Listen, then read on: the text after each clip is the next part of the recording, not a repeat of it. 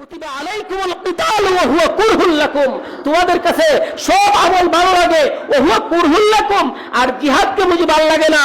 আবার আল্লাহ বলেন জিহাদকে তোমাদের ভালো লাগতে হবে, কারণ এই জিহাদের মধ্যে আমি তোমাদের জন্য কল্যাণ নিহিত রেখেছি। বলুন সুবহানাল্লাহ।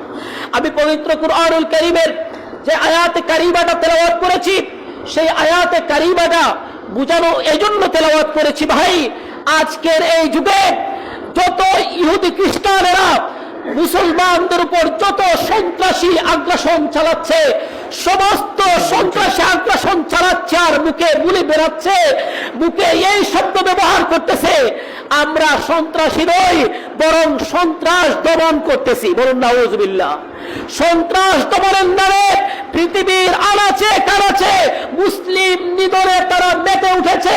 মুসলিমদেরকে সমূলে উৎখাত করার জন্য, এই পৃথিবীর মানচিত্র থেকে মুসলমানদেরকে হটিয়ে দেওয়ার জন্য, মুসলমান শূন্য করে ফেলার জন্য যেই হিরো, যেই দৃঢ় চেষ্টা প্রচেষ্টায় তারা লিপ্ত আছে, সেই চেষ্টা প্রচেষ্টা করার সময় তারা মুখের মধ্যে যেই কথাটা বলে বেড়ায়, সেটা হলো আমরা সন্ত্রাসী নই, অথচ সত্যিকার অর্থে সন্ত্রাসী মুসলমান নয়।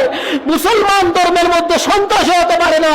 আমার রাসূল মুসলমান ছিলেন, আমার রাসূল কখনো সন্ত্রাসগিরি করে নাই, সন্ত্রাসী কোনো খায়রাউরি করে নাই। রাসূলের 63 বছরের জিন্দেগি তালাশ করলে কখনো কোনো সময় সন্ত্রাসের চিটাপুটাও পাওয়া যাবে না।